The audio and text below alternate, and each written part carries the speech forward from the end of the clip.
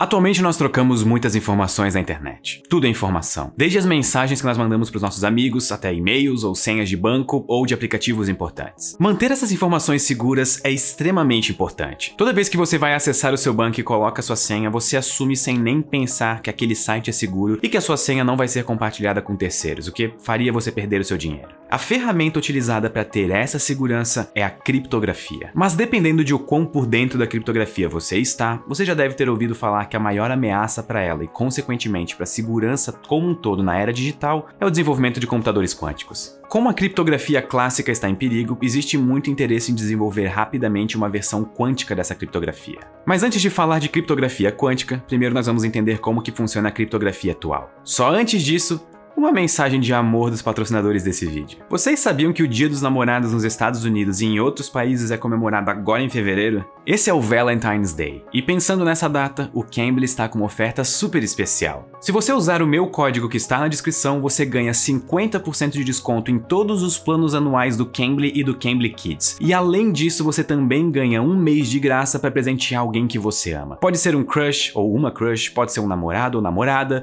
pode ser alguém da família, não importa. O que importa é que o Cambly é o match perfeito entre você e o inglês. Mas corre que é só até dia 17 de fevereiro, então os prazos estão meio em cima. Cliquem no link aqui na descrição. Agora voltando ao vídeo. O que é criptografia? A criptografia nada mais é do que uma técnica em que nós codificamos e decodificamos mensagens. E ela existe desde que as pessoas desconfiam umas das outras e buscam formas de comunicação que sejam seguras. Ou seja, desde praticamente sempre. A criptografia é a ciência de impedir o acesso não autorizado de informações privadas e de garantir a integridade e autenticação de dados e outras tarefas. Só que os algoritmos de criptografia são amplamente conhecidos. Qualquer pessoa que soubesse a transformação que eu fiz conseguiria ler uma mensagem. O que faz a criptografia ser segura é a chave. Quando duas pessoas têm uma chave, elas podem usá-la para codificar uma mensagem no envio, de forma que qualquer pessoa que intercepte no meio não consiga ler. Vamos pensar em um caso bem simples. Se eu tenho a mensagem crise existencial e eu quero enviar ela em segredo, eu primeiro preciso codificar a mensagem. E para isso nós vamos pensar em uma chave bem simples. Cada letra do alfabeto será deslocada em 3 posições. Isso é, um A vira um D, um B vira um E, um C vira um F e assim por diante. A mensagem então ficaria fools. Se alguém olha a pessoa não vai entender nada. Porém, se essa pessoa tiver a chave, que nesse caso é o conhecimento de que para cada letra do alfabeto nós pulamos 3 letras, ela pode simplesmente decodificar a mensagem. Esse exemplo que eu dei é muito simples. Ao interceptar um grande número de mensagens, pessoas conseguiriam descobrir a chave só observando os padrões. A criptografia mais conhecida e confiável atualmente é a RSA. É um algoritmo que consiste em utilizar uma chave pública e uma chave secreta. A chave pública é criada usando a multiplicação de 2 números primos. Para saber a chave secreta, é necessário saber quais foram os 2 números primos que geraram a chave pública. Calma que isso já vai fazer sentido. A segurança desse algoritmo consiste no fato de que é muito mais fácil fazer a operação de multiplicação dos números primos do que a fatoração de um número grande. E eu vou dar alguns exemplos para mostrar bem como isso funciona. Se você tem o número 21 e você quer fatorar esse número, é simples. Você sabe que 3 multiplicado por 7 é igual a 21. Agora vamos pegar um número maior, 295.927. Aí fica bem mais difícil saber quais foram os 2 números primos que, quando multiplicados, resultam nisso. No caso do algoritmo de RSA, normalmente usam-se números com 2048 bits. Ou seja, existem 2 elevado a 2048 possibilidades de números ou 10 elevado a 617. Essa quantidade é muito maior do que o número de átomos no universo. Ou seja, multiplicar 2 números primos de 2048 bits é fácil em comparação a fatorar um número de 4096 bits em 2 números primos. Isso é impossível para os computadores atuais e não existe um algoritmo eficiente para esse tipo de fatoração. Com os algoritmos atuais, o tempo de processamento estimado é de bilhões de anos. Ou seja, alguém tentando quebrar a sua criptografia meio que na marra, testando combinações de números primos um por um, levaria bilhões de anos para conseguir descobrir. E é daí que vem a segurança da criptografia. Ela, de certa forma, é uma segurança matemática. Portanto, essa criptografia é bem segura, certo? Para os padrões atuais, sim. Mas e se nós considerarmos computadores quânticos? Estima-se que no futuro, computadores quânticos com o seu maior poder de processamento vão ser capazes de fazer essas faturações. Então isso seria o fim da criptografia? Todos nós ficaríamos expostos? Ainda existem muitos poréns na história. O primeiro é que computadores quânticos não são necessariamente encontrados em cada esquina. Eles são caros, extremamente caros, e poucos existem no mundo. E o segundo ponto é que não é como se não existissem empresas bilionárias que dependem de segurança procurando soluções para o problema. Uma solução muito discutida é a de criptografia quântica. E sim, é bastante irônico que o problema é um computador quântico e a solução também é. A criptografia quântica tem como base as leis da física, mais especificamente a mecânica quântica. Ela tira proveito de duas propriedades importantes da mecânica quântica. Primeira propriedade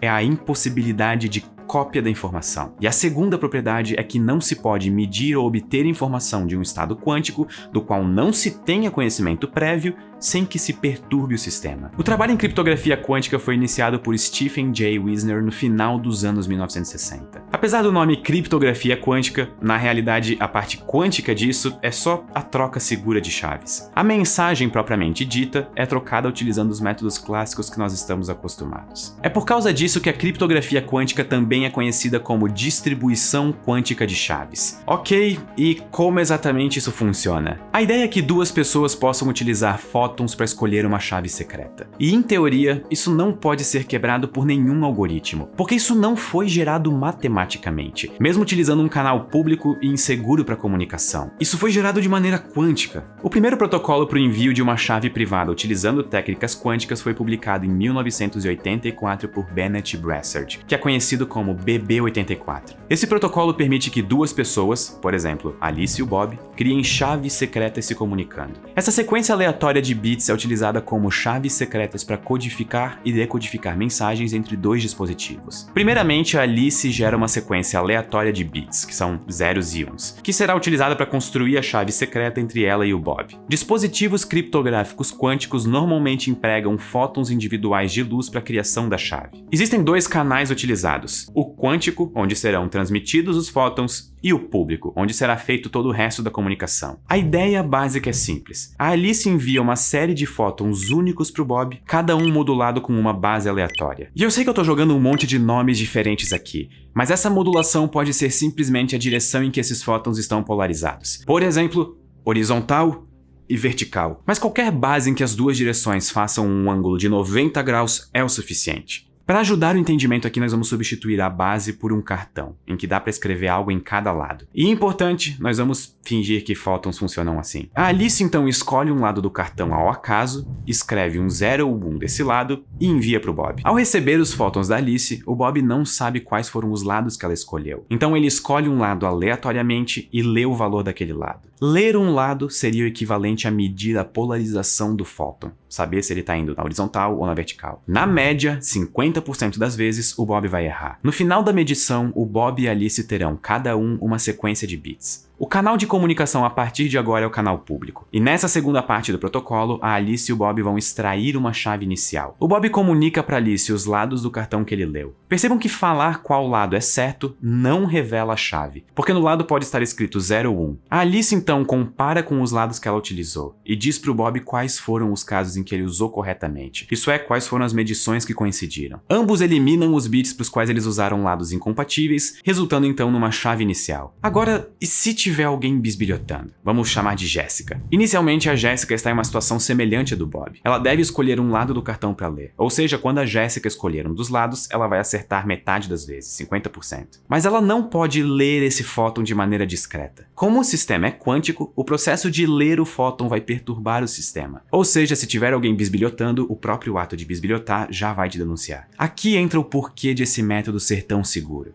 Se a chave fosse passada através de ondas dentro de fibra ótica, como é atualmente, uma pessoa poderia bisbilhotar facilmente. Nesse caso, ainda seria possível interceptar a onda, resultando na redução de potência do sinal, mas o Bob ainda receberia a mensagem. Mas no caso da criptografia quântica, não é possível dividir um fóton em dois. A Jéssica, mesmo se tentasse enviar uma cópia do fóton para o Bob, falharia. Uma cópia idêntica não é possível. E isso é uma daquelas características de sistemas quânticos que eu falei no começo do vídeo. A informação não pode ser copiada. Ela não pode copiar valores de ambos os lados do cartão, só do lado que ela leu. O outro lado vai ter um valor aleatório, logo qualquer valor gerado pela Jéssica vai aparecer como um ruído ou um erro. Se a Alice e o Bob forem cautelosos, eles interpretarão todos os ruídos como uma evidência de que alguém está espionando. No entanto, em sistemas reais, algum ruído do canal sempre vai estar presente. Para resolver isso, protocolos de detecção de erros são implementados para encontrar e corrigir erros em bits e assim tornar o sistema como um todo mais seguro. Se a taxa de erro for maior do que um valor máximo estipulado pela Alice e pelo Bob, a comunicação é considerada não segura e eles devem então reiniciar o protocolo, com a Alice enviando novos fótons para o Bob. Uma das dificuldades de implementar a distribuição quântica de chaves é a geração de fótons únicos. Se 2 fótons forem emitidos, então a Jéssica poderia roubar um deles e retransmitir o outro para o Bob sem ser detectada. Portanto, emitir vários fótons representa uma perigosa brecha de segurança. E infelizmente, um dispositivo perfeito emissor de fótons únicos nunca pode ser feito na prática. Todos os dispositivos reais sofrem de 2 importantes imperfeições do dispositivo. Em primeiro lugar, todos os dispositivos têm algum grau de perda. E em segundo, sempre existe alguma probabilidade de gerar inadvertidamente um estado de multifóton. Apesar disso, foi demonstrado que fontes de fótons únicos podem aumentar significativamente as propriedades de segurança da criptografia quântica. E atualmente existem diversas pesquisas para o desenvolvimento e melhoramento de tecnologias para a criação de fótons únicos. Contudo, a criptografia quântica já está disponível no mercado, mas com diversas limitações técnicas, apenas para comunicações de ponto a ponto e para distâncias não superiores a 100 km, além do custo extremamente elevado. E por representar um custo extremamente elevado, ela ainda não é um padrão adotado na segurança de comunicações. Mas estima-se que com o desenvolvimento tecnológico, ela vai se tornar acessível para todas as aplicações militares, comerciais e de fins civis em geral. Muito provavelmente a criptografia clássica está com os dias contados. Eu espero que isso não assuste muitos vocês. Muito obrigado e até a próxima.